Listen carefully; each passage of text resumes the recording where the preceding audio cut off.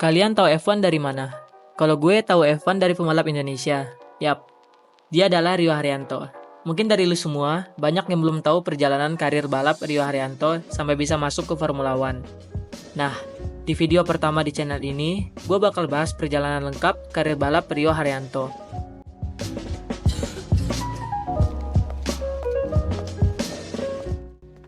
Rio lahir di Solo, tepatnya pada tahun 1993. Ia tumbuh dengan mimpi besar untuk menjadi pembalap kelas dunia. Rio mulai menunjukkan bakatnya sejak kecil di ajang karting. Namun, karena fasilitas yang terbatas di Indonesia, Rio terpaksa harus berkompetisi di luar negeri untuk mendapatkan pengalaman yang lebih baik.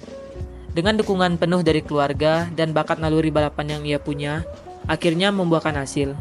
Sampailah pada tahun 2008, tepatnya saat Rio berusia 15 tahun. Ia menjuarai Asian Karting Open Championship. Akhirnya, bocah yang berasal dari negara tanpa latar belakang balapan sama sekali ini mulai dilirik oleh tim-tim balap profesional.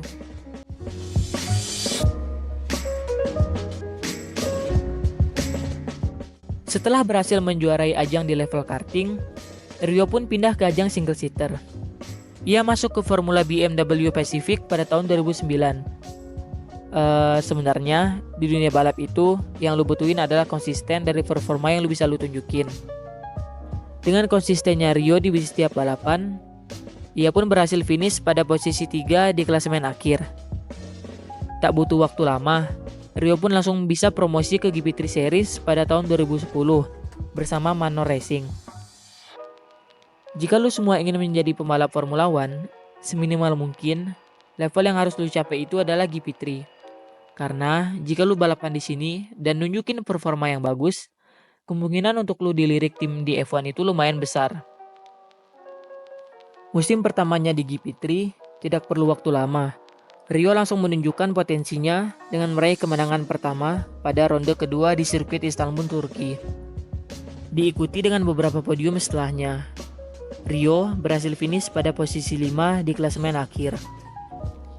Memasuki musim keduanya, Rio masih berada di Manor Racing. Sempat kesulitan di awal musim, tetapi Rio membalasnya di akhir musim dengan meraih 2 kemenangan dan 2 podium. Ia pun finish di posisi 7 pada klasemen akhir. Dengan hasil gemilang di GP3, salah satu tim GP2, Carlin, mengontrak Rio untuk membalap bersama mereka pada tahun 2012. Musim pertama di GP2 merupakan proses adaptasi bagi Rio. Rio finish 9 kali di zona poin, dengan mengakhiri musim di posisi 14 pada klasemen akhir. Musim kedua di GP2, Rio pindah ke tim Barwa Edex. Ini tim jeleknya bukan main. Kalau lu mau lihat betapa jeleknya ini tim, rekan setim Rio saat itu, Jack Rosenzweig, hanya bisa bertarung di papan bawah. Sedangkan Rio bisa membawa mobil ini mendapatkan 1 podium dan meraih 22 poin. Dengan raihan tersebut, Rio hanya bisa finish pada posisi 19 di klasemen akhir. Musim ketiga di GP2, Rio pindah ke Caterham, tim asal Malaysia. Lagi dan lagi, Rio tidak mendapatkan mobil yang kompetitif. Ya, walaupun gitu, Rio masih bisa mendapatkan podium. Ia finish di posisi ke-15 pada klasemen akhir, dengan mengumpulkan 28 poin. Musim keempatnya di GP2, Rio akhirnya berada di tim yang bisa memperebutkan gelar juara dunia. Tim ini adalah Campos Racing. Berbekal pengalaman yang cukup dan mobil yang kompetitif, Rio langsung bertarung untuk memperebutkan gelar juara dunia GP2. Perebutan gelar saat itu terjadi antar 6 pembalap. Rio bertarung melawan Stoffel Van Dorn, Alexander Rossi, Sergei Sirotkin, Mitch Evans, dan Pierre Gasly. Sepanjang musim, Rio bisa menghasilkan 3 kemenangan dan 2 podium. Tetapi, ia kalah dengan konsistennya Van Dorn yang sangat luar biasa. Rio pun kalah dalam perebutan gelar juara dan harus puas finish di posisi 4 di klasemen akhir.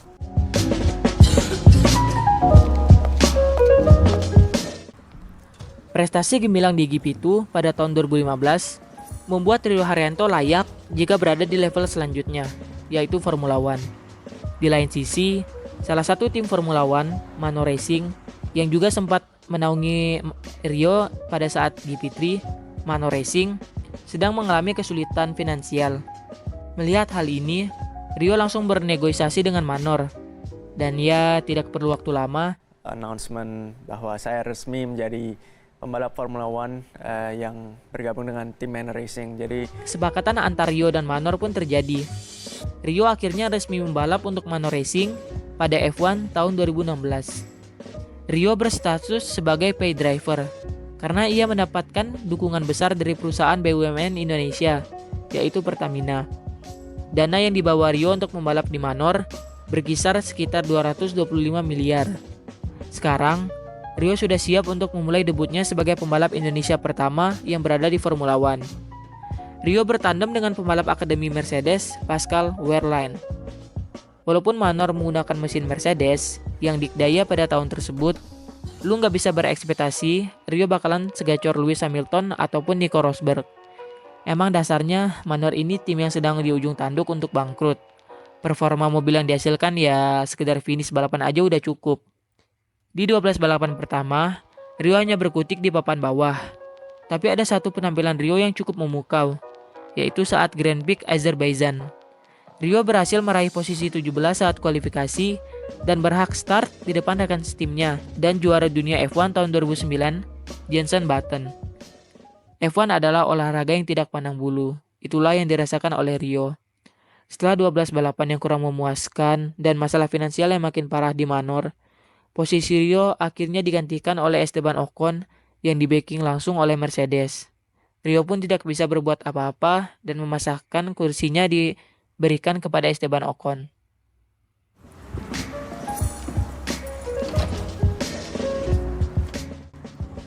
Keluar dari Formula One bukanlah akhir dari segalanya. Rio tetap aktif di dunia balap dan berusaha mencari peluang baru. Meskipun tidak lagi berkompetisi di level tertinggi, ia tetap menjadi ikon motorsport Indonesia. Hari ini, Rio terus menginspirasi generasi muda melalui berbagai kegiatan di dunia otomotif, menunjukkan bahwa meskipun perjalanan tidak berjalan sesuai rencana, mimpi tetap bisa diwujudkan dengan kerja keras dan tekad. Kisah Rio Haryanto bukan hanya tentang balapan, tetapi juga tentang semangat pantang menyerah. Ia bukan juara dunia Formula One, tetapi bagi Indonesia, ia adalah pahlawan yang telah membuka jalan bagi generasi pembalap selanjutnya.